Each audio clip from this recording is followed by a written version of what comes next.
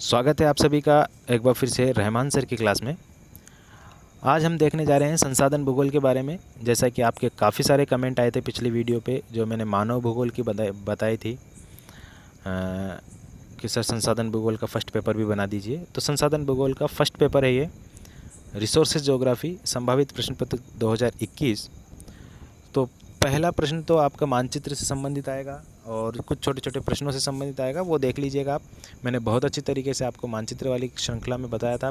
ऊपर आई bell button में आपको उसका लिंक मिल जाएगा, वहाँ जाकर के आप प्लेलिस्ट देख सकते हैं। पूरे मानचित्र की क्लासें हैं उसमें, कहीं से भी आपका कुछ भी नहीं छूटेगा उसमें, ठीक है। अगर आप पहला प्रश्न अटेम्प्ट करना चाहते हैं तो ज़रूर देखिए उनको। साथ ही आपको छोटे छोटे प्रश्न मिलेंगे, उसके लिए आप टेलीग्राम ज्वाइन कर सकते हैं। Geography with Rahman sir same नाम है, टेलीग्राम पे जाइए, आप उसको ज्वाइन कर सकते हैं। वहाँ से आप छोटे छोटे प्रश्नों को देख सकते हैं। चलिए, इसके बाद अब 9 प्रश्न आएंगे आपके। 9 में से आपको सिर्फ 2 प्रश्न करने हैं अगर आप पहला अटैम्प्ट करते हैं तो, ठीक है। 2 ही करने हैं। पूरा पेपर पैटर्न मैंने आपको पिछली वीडियो में बता दिया था मानव भूगोल की, वहाँ से आप देख सकते हैं क्या पेपर पैटर्न रहेगा। फिलहाल हम बात करते हैं डायरेक्टली प्रश्नों की, ठीक है। पहली यूनिट से जो प्रश्न एक्सपेक्टेड है वो है कि संसाधन भूगोल से आप क्या समझते हैं। संसाधन भूगोल का अर्थ, प्रकृति और उसके वर्गीकरण को समझाइए। संसाधन भूगोल से आप क्या समझते हैं, उसके संसाधन भूगोल के अर्थ को समझाइए, उसकी प्रकृति को समझाइए, वर्गीकरण को समझाइए। ये आपको प्रश्न दिया हुआ है, ठीक है। अगला प्रश्न है, जिम्मरमैन के अनुसार संसाधनों का वर्गीकरण करते हुए नव्यकरणीय और अनव्यकरणीय संसाधनों को समझाइए। जिम्मरमैन एक बहुत बड़ा नाम है संसाधन संरक्षण और संसाधन भूगोल के बारे में। रिसोर्सेज ज्योग्राफी जब आप पढ़ेंगे तो जिम्मरमैन को ज़रूर पढ़ेंगे। तो जिम्मरमैन के अनुसार संसाधन वर्गीकरण क्या है, अनव्यकरणीय संसाधनों से आप क्या समझते हैं, नव्यकरणीय संसाधनों से आप क्या समझते हैं, बहुत अच्छी तरीके से मैंने आपको समझाया हुआ है। इसकी PDF क्लासें मैंने आपकी ली थी, तो आप वहाँ जा कर के इसको देख सकते हैं। अगला प्रश्न क्या होगा? अगला प्रश्न होगा कि ऊर्जा संसाधनों के वितरण और संरक्षण पर लेख लिखिए। ऊर्जा संसाधन क्या होते हैं और ऊर्जा संसाधनों को किस तरीके से संरक्षित किया जा सकता है, क्योंकि ये ख़त्म होने वाले संसाधन हैं, अनव्यकरणीय संसाधन है, इनको बनाया नहीं जा सकता दोबारा। तो विश्व में अभी इसके ऊपर चिंता जाहिर की जा रही है, तो इनके बारे में आपको लिखना है। कोयला, पेट्रोलियम, प्राकृतिक गैस 3 ही हैं। इनमें से मैं प्रेफर करूंगा आपको कोयला और पेट्रोलियम तो ज़रूर पढ़ के जाएं, विश्व वितरण पढ़ के जाएं, इसका संरक्षण करना क्यों आवश्यक है वो पढ़ के जाएं, कहाँ कहाँ ये पाए जाते हैं, कितनी मात्रा में है, और उनके कुछ विशेष स्थानों के नाम, अरब और इसके अलावा America, Iran, Iraq, Kuwait, Vietnam और वेनेजुएला में जो पाए जाते हैं उनके बारे में आप देख लेना, ठीक है। अगला प्रश्न जो है वो ये है कि किसी एक संसाधन पर आपको विस्तृत लेख लिखना है। किसी एक संसाधन पर आपको विस्तृत लेख लिखना है। देखिए, संसाधन है मत्स्य संसाधन यानी कि मछली, वन संसाधन, मृदा संसाधन और जल संसाधन। मत्स्य संसाधन से संबंधित वीडियो आप ऊपर आई बेल बटन में क्लिक करके देख सकते हैं, वहाँ पर आपको मिल जाएगा, ठीक है। वन संसाधन, मृदा संसाधन, जल संसाधन, इनके बारे में भी आप अच्छे से पढ़ के जाएंगे और इनमें से एक ना एक ज़रूर आपकी एग्ज़ाम में टपकने वाला है, ठीक है। तो पहली यूनिट बहुत अच्छी तरीके से पढ़ के जाएं। हो सके आपको अगर तीनों प्रश्न इसी में से आते हैं तो आप तीनों प्रश्न इसी में से अटेम्प्ट कीजिए, बाकी का पेपर देखने की आपको ज़रूरत ही नहीं पड़ेगी। अब देखिए सेकंड यूनिट, और इसमें सबसे इम्पोर्टेंट जो प्रश्न है वो ये है कि विश्व जनसंख्या वितरण और घनत्व की असमानताओं का वर्णन करते हुए उसके प्रभावित करने वाले भौगोलिक कारकों की व्याख्या कीजिए। देखिए, यहाँ पे जो प्रश्न हम एक्सपेक्टेड में देते हैं वो थोड़ा लेंथी होता है, ठीक है। प्रश्न देख के आप घबराइए मत कि सर ये तो कहीं भी नहीं मिल रहा।